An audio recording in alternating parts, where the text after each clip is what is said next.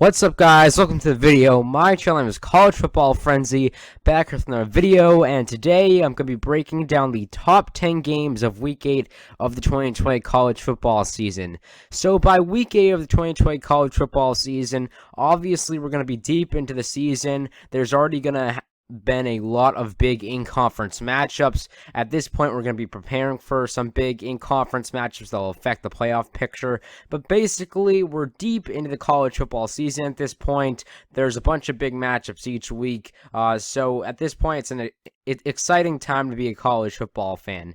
Looking at the Week 8 slate, I think there's one game that clearly stands out above the rest, but besides from that, it's not a very strong slate. There's maybe a few other games that look very good, but then most of it's probably just average games or games that aren't too appealing to most people. But there are a couple games that are really appealing, especially one. So it still does have some good games. Without further ado, though, I'm going to get into it right away, starting off with number 10. Again, I'm not going to go over every position like that, kind of say why I think it's a top 10 matchup. So Baylor versus TCU. So main reason this is in the top 10 was because it's a rivalry game, Baylor and TCU. These two schools have played a couple decent rivalry games lately. I remember in 2014 they played a great rivalry game in which I think TCU was up by 21 against Baylor, and Baylor came back. This past season, Baylor versus TCU at TCU, great game again. TCU looked like they may have won it, but Baylor came back. It was a very low-scoring Big 12 game, one of the probably lowest-scoring regulation Big 12 games there was. So it actually did go into overtime, though. It did go into overtime. There were a little bit more points scored in overtime, but overall, they had a pretty good defensive battle against each other. It was pretty exciting. I definitely enjoyed it. So for this upcoming season, hopefully it's another good matchup. I will say Baylor's home, but clearly they're losing a lot of talent, and I think TCU is a little bit more on their level now. So I still feel like TCU can compete with Baylor and definitely make it close. So this should be a pretty good rivalry matchup. So I have it at 10 right now.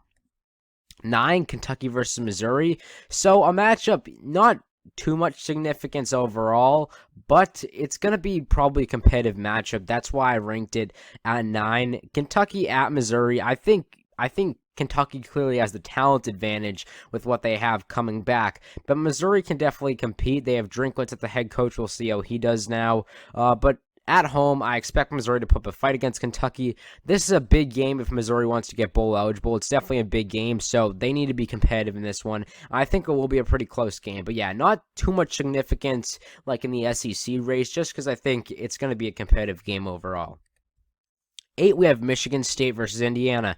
So Michigan State seems like they're falling off a little bit. They're getting a little bit worse each year. It kind of feels like for this upcoming season, I don't even know if they're going to be bowl eligible. So I think Michigan State's going to take a step back.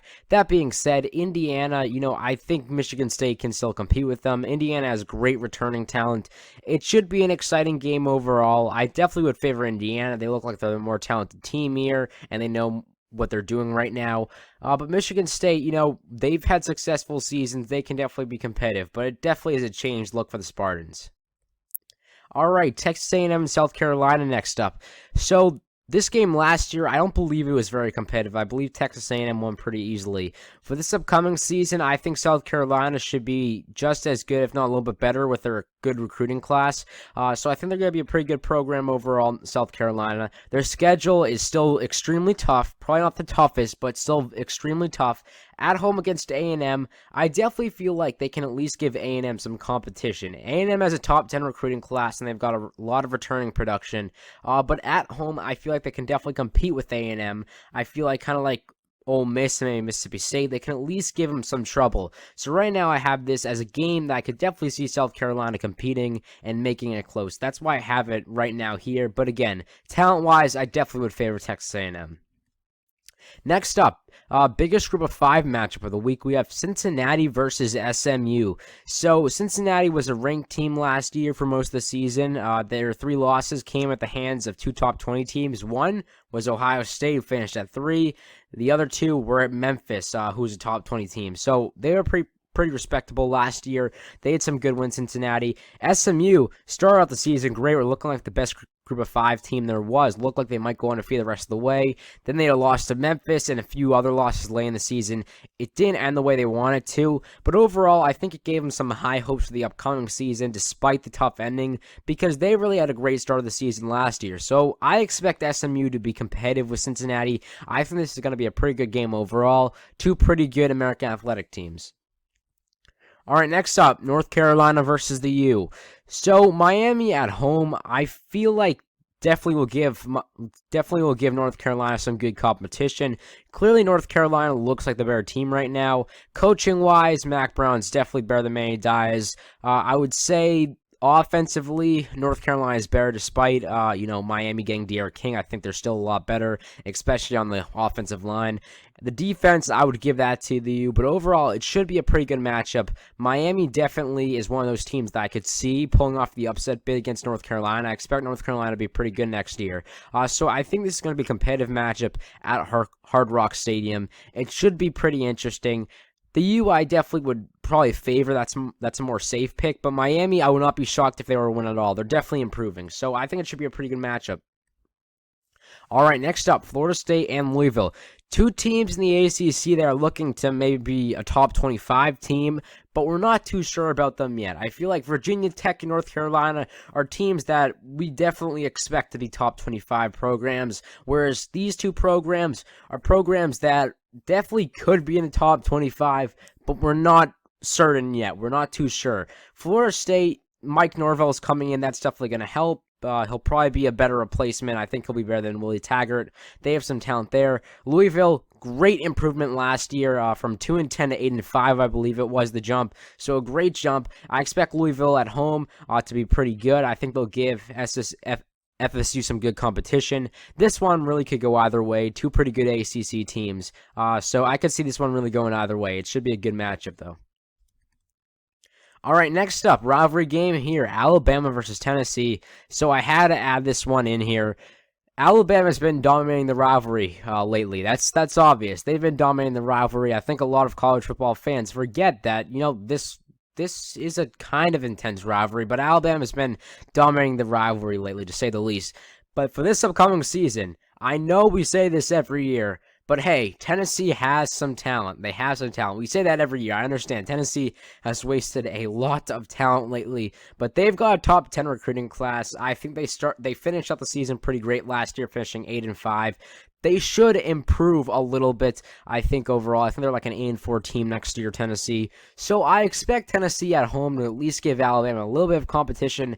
That being said, I would go with Alabama here if I were betting on this. But, I definitely expect Tennessee to at least give Alabama a little bit more challenge than they have lately.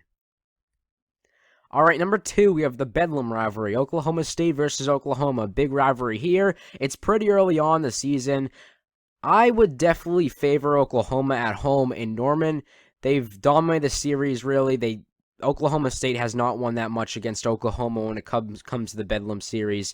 But Oklahoma State's going to be pretty good next year. They have pretty good returning production. Chuba Hubbard, great running back, maybe a top 3 running back in the nation, maybe the best running back in the nation. So he's very good, so him coming back is going to help. Oklahoma, I think their defense will improve. Their offense definitely going to get a new look, but overall it still should be a good football team next year. So I'm interested to see this matchup. I think it should be a good one. Oklahoma's at home in Norman. I would favor the Sooners, but it should be a competitive matchup with a lot of scoring and not too much defense. And number 1, I think we were all expecting this to be number 1. It's really a no-brainer here. Ohio State at Penn State. This is going to be a whiteout, no doubt about it. The two best teams in the Big Ten going at it. It's a huge matchup. The winner is very likely to make the Big Ten championship game. It's going to be a great matchup. Penn State fans deliver one of the greatest atmospheres in college football. It's going to be fun. The whiteout was great last year against Michigan. The Penn State fans delivered. They were very loud. For this upcoming season, they feel like they've got a real shot to win the Big Ten. So Penn State's going to be very loud. Ohio State, though, very, very good offense. One of the best offenses probably in all of college football. They've got a lot of weapons. Their running back core is not bad either. Got one of the best quarterbacks in all of college football. So Ohio State, great offense. That's going to be fun to see. Penn State's got a pretty good defense and a decent offense. So I think it's going to be a great game. I'm very excited to see this one. So I had to rank it as number 1. It's the Big Ten matchup of the year and probably a top 5 matchup of the year. But anyway, guys, that's it for now. Thank you for joining in. Please make sure to like and subscribe. Check out my other videos. And that's it for now.